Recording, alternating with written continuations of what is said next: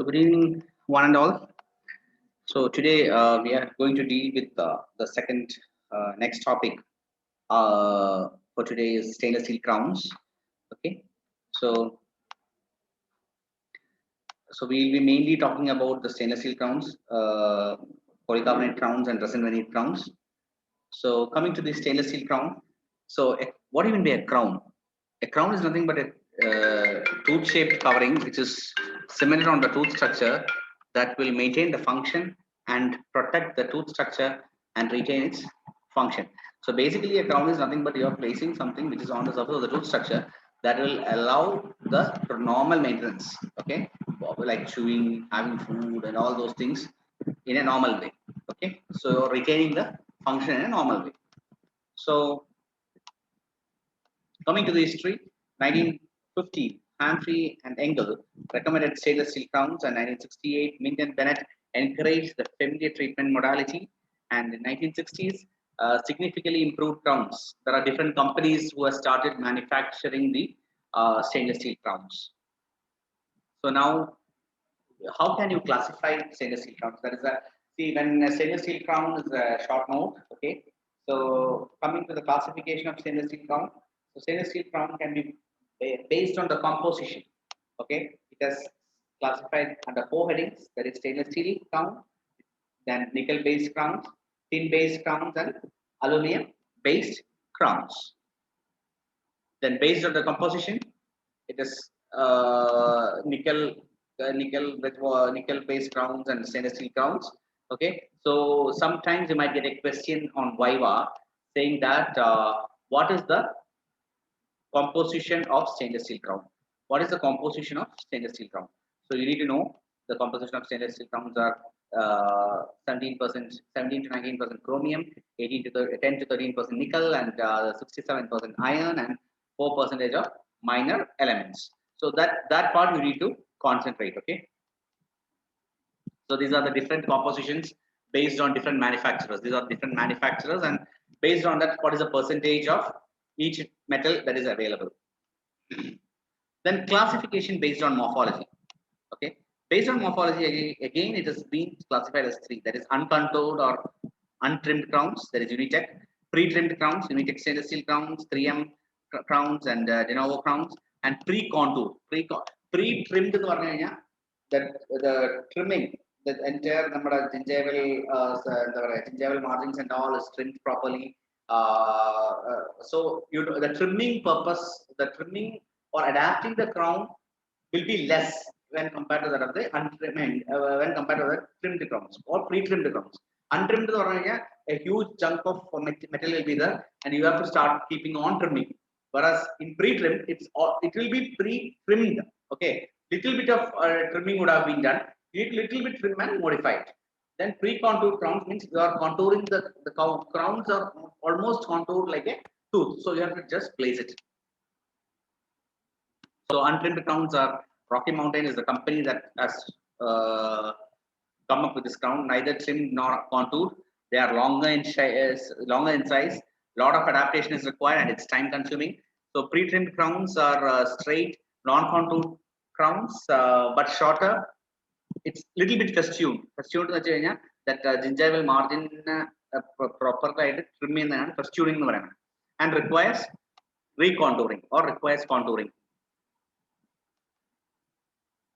Then pre-contoured crowns are already festooned, pre-contoured and pre-trimmed. Minimal adjustments. That's what I was telling you.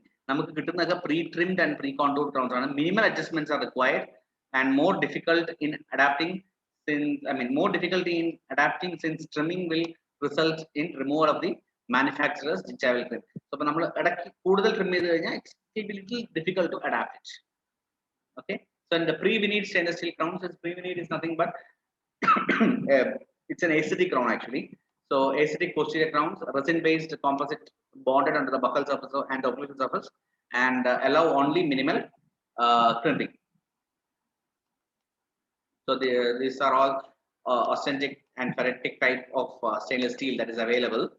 That part is not much important for you.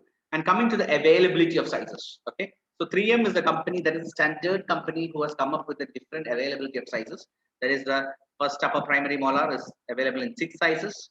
Okay, that is from 2 to 2, 3, 4, 5, 6, 7. Angane 6 size crown is available in each segment. There is first primary molar, second primary molar, lower first primary molar, and second primary molar. Okay, and most commonly used size are 4 and 5. That is the most common size. That is, if you see the 4 and size means it will be the mesodistal width will be somewhere around 8, 8.5 like that. Okay, that are the most commonly used crowns.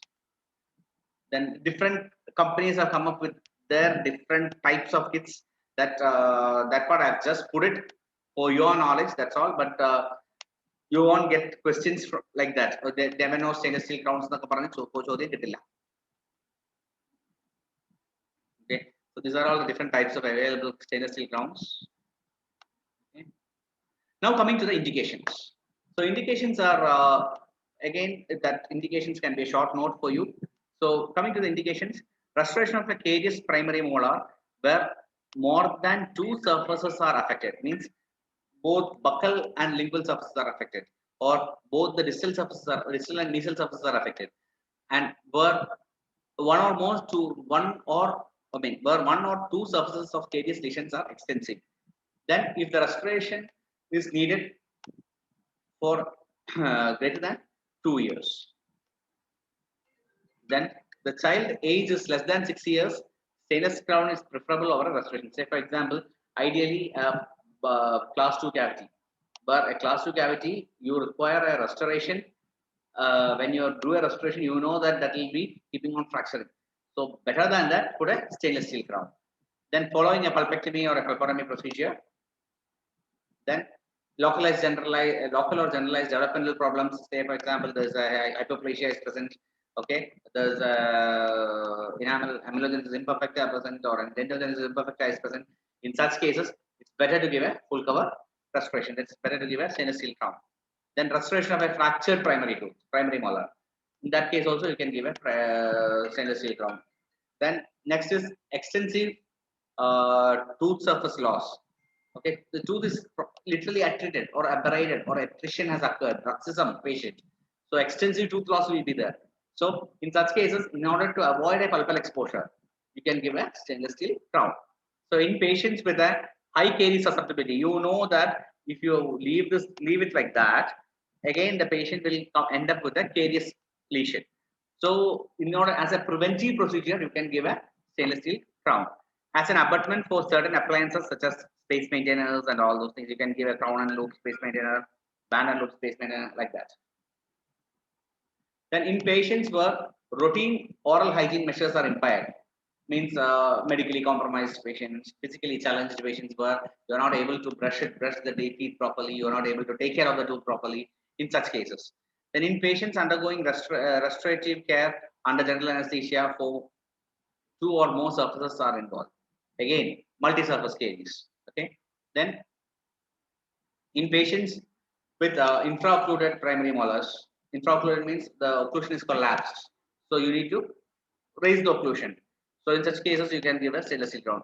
And last but not least, a single tooth frostbite. An anterior single tooth frostbite can be easily corrected with placing a stainless steel crown. Then as an emergency measure to reduce the sensitivity of the tooth, there are all the recent additions that has come. Then recurrent caries around the existing restorations, then temporary restoration of a permanent tooth. Say for example, you are going to do apexification epigenesis procedure. So you can just give a temporary crown. Instead of giving a temporary acrylic crown, you can give a stainless steel crown as a temporary restoration. So coming to the contraindications, if the primary molar is close to exfoliation, with more than half of the root is resolved or exfoliated within 6 to 12 months, then don't go for putting a crown.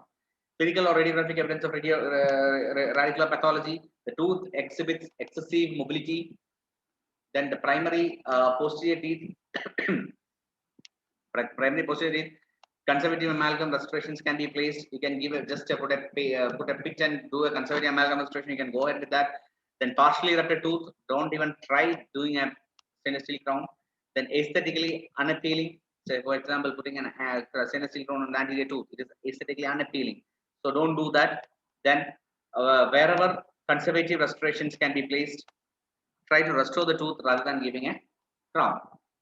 Then in patients with no nickel titanium allergy or sensitivity, you can go for a stainless steel crowns. Now coming to the armamentarium, coming to the burrs, the first is the burr that you require is burr 169L burr or an 69L FG burr, then tapered diamond fisher, then number 6 or number 8 RA burr, then greenstone or an heatless stone burr, and then round wheel. These are all the armamentarium required for the tooth preparation.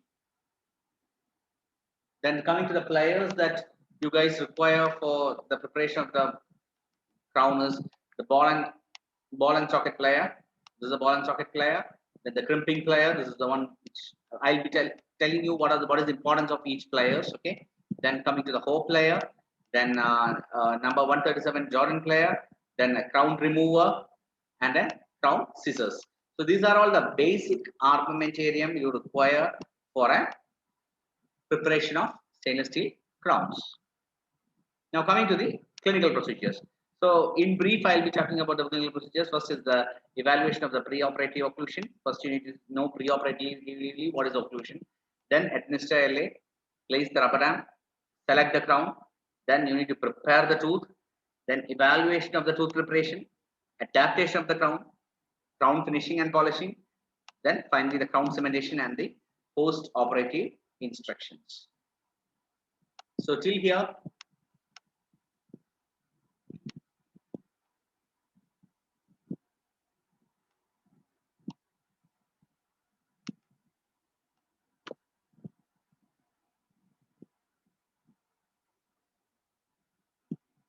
so till here, I am stopping this class. So from next class, we'll be talking about the procedural part. So till here, please go back, read just the indications, what are the classifications, and what are all the contraindications. Fine. Thank you.